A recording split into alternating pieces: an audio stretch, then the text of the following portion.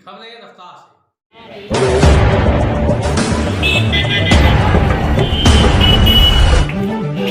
Congress party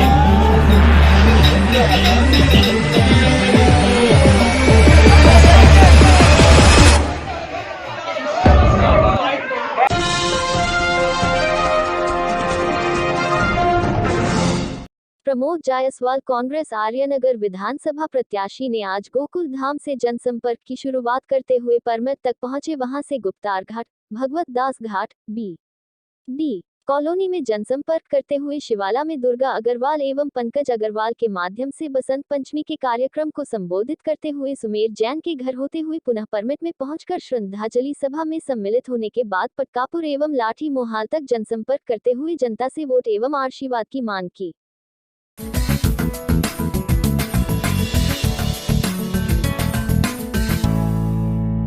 आप देख रहे हैं रफ्तार टाइम टीवी, खबरें रफ्तार से।